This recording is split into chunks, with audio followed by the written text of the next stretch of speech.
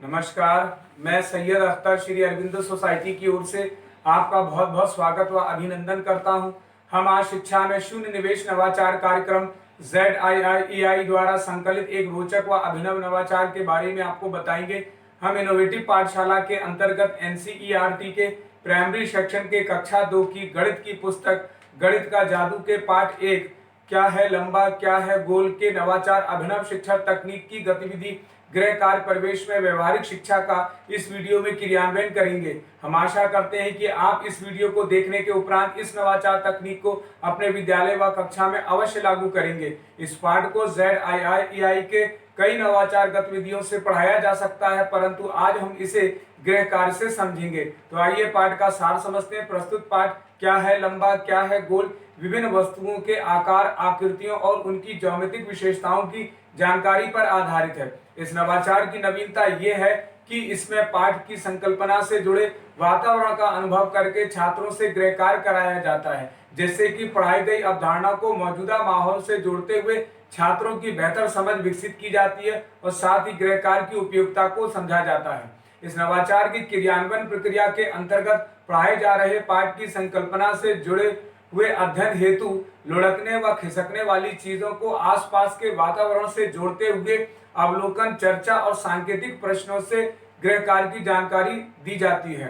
इस नवाचार की क्रियान्वयन अवधि के अंतर्गत इसे देखा जाए तो लागू करने में 20 मिनट का समय लगता है। पूर्व प्रबंधन के लिए शिक्षक को छात्र संख्या के आधार पर पाठ की एक तालिका तैयार करनी होती है तथा पुनः अध्ययन एवं क्रियान्वयन प्रक्रिया के अंतर्गत इस नवाचार में के माध्यम से गृह कार्य के रूप में अभिभावक की मदद से क्या है लंबा क्या है गोल की जानकारी को दोहराया जाता है। शिक्षक इस बात का ध्यान रखते हैं कि पाठ को पहले से पढ़ाया गया हो और उसका निर्माण व व्याख्या भी की जा चुकी हो। साथ ही छात्रों के लिए कुछ निर्देश भी दिए गए हैं, जैसे छात्र अभिभावक के सहयोग से घर व आसपास की विभिन्न लुढ़कने व खिसकने वाली वस्तुओं के नाम की सूची तैयार करेंगे। शिक्षक छात्रों को तालिका की एक एक प्रति देते हैं। अभिभावकों के सहयोग से छात्र इसे भरकर स्कूल ले जाते हैं। इस तालिका में छात्र का नाम, चीजें जो कि लुढ़क सकती हैं, चीजें जो कि खिसक सकती हैं तथा चीजें लुढ़कने और खिसकने दोनों वाली को लिखा जाता है। इस प्रकार अंत में अभिभावकों के लिए इस तालिका में कुछ निर्देश लिखे होते हैं। सभी छात्र सावधानी पूर्वक इसे अभिभावकों को ले जाकर देते हैं और बताते हैं कि अगले दिन कक्षा में तालिका के आधार पर ही पाठ को दोहराया जाएगा। छात्र अभिभावक के सहयोग से तालिका और चार्ट को भरकर स्कूल ले जाते हैं और उसमें भरी जानकारी को कक्षा में पढ़कर बताते हैं। इस प्रकार इससे छात्रों में जिम्मेदारी का भाव पैदा होता है। शिक्षक इस प्रकार से छात्रों से पाठ क्या है लंबा क्या है गोल का पुनः अध्ययन गृह कार्य के माध्यम से करवा लेते हैं। इस प्रकार निष्कर्ष रूप में कहा जा सकता है कि गृह कार्य परिवेश में व्यवहारिक शिक्षा से सीखने के अनेक प्रतिफल प्राप्त होते हैं, जैसे 3D और 2D आकृतियों की विशेषताओं पर चर्चा करते हैं। 3D आकृतियों घन, घनाभ, बेलन, शंकु और गोला को पहचानना व सीधी और घुमावदार रेखा के बीच में अंतर करते हैं।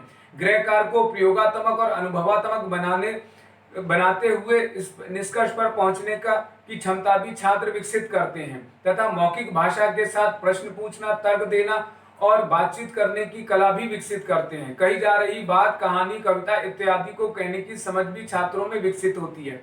इस गतिविधि से सभी छात्रों में भागीदारी सुनिश्चित होती है और सभी को समान अवसर प्राप्त होता है। इस नवाचार में पीआरटी अनुपात का तो ध्यान रखा ही गया है, साथ ही साथ एनसीएफ 2005 के उद्देश्यों को भी पूरा किया गया है। यह नवाचार विशेष आवश्यकता वाले बालकों के लिए भी उपयोगी है। शिक्षक पाठ क्या है लंबा क्या है गोल को एक निर्धारित माह में ही पढ़ाते हैं। इस प्रकार इस नवाचार से छात्रों में गहन सोच के साथ आत्म जागरूकता, सृजनात्मकता के साथ पारस्परिक संबंधों के जीवन कौशल मूल्य का विकास होता है। ये नवाचार वास्तव में एक अभिनव नवाचार है। ये नवाचार आपको कैसा लगा हमें जरूर बताएं। हम ऐसे कई दिलचस्प नवाचार आपके लिए लाते रहेंगे। आपसे अनुरोध है कि आप हमारा YouTube चैनल सब्सक्राइब जरूर करें। अगर आप इस वीडियो को फेसबुक पर देख रहे हैं तो हमारा फेसबुक पेज लाइक करना बिल्कुल ना भूलें। नीचे दिए गए लिंक पर जाकर इनोवेटिव पाठशाला ऐप को भी डाउनलोड जरूर करें। इस वीडियो को देखने और लाइक करने के लिए आपका बहुत बहुत धन्यवाद।